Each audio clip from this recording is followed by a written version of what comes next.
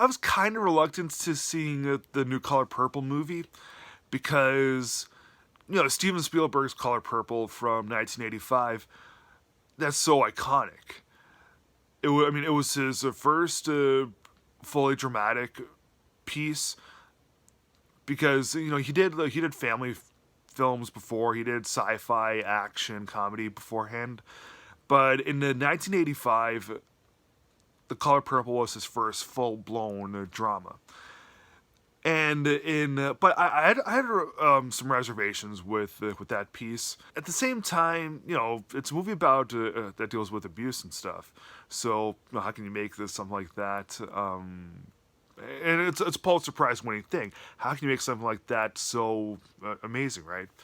Well, in 2023, when the Color Purple musical got released on theatrically, I was a skeptic. I was skeptical about it because the Steven Spielberg movie was good. How can you make a musical version about abuse, right? Well, I don't know how, but they did it, and I really hate to say it.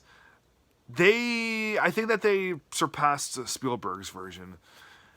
Is this movie perfect? No, this is not a perfect movie. There are quite a bit of flaws with this one, but the biggest thing that I thought happened with Spielberg's version was it was simply too gloomy of a film, and not all of the Dallas Walker Pulitzer winning book that The Color Purple is based on is about abuse. In Spielberg's film, there's barely any of the film there's barely any bright sides to it, any bright spots, barely any redemptive qualities to it. In Spielberg's film, I really wanted more of Celie, who's the main character. I really wanted more of her, of happiness from her. But in the Spielberg film, the majority of it is her being abused by Danny Glover. In the case of this new Color Purple movie, it was better created. It had better direction to it, so it was not totally gloomy. There was lots of sunshine and brightness to it, and there was also more happiness, I guess you could say.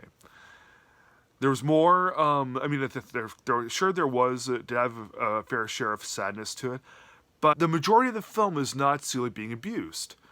Sure, we get a lot of that, but we got a lot of bright sides to it also.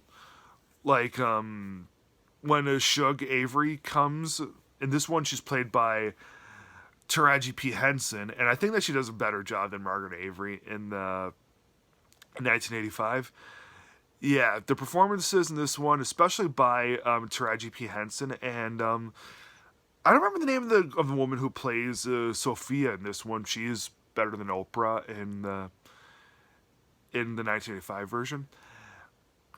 So yeah, you have that's another reason why I like this one a little bit more, because aside from Whoopi Goldberg, everyone gives better performances in this one too.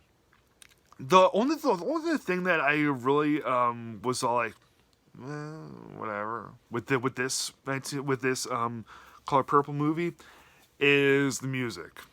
Yes, they all have really great singing voices. Fantasia's incredible, but I didn't like any of the songs. I'll admit, I didn't. There's only one song that I was like, oh, that's a good one, But I loved everything else this movie had to offer. I'm going to give The Color Purple from 2023 3.5 stars out of 4.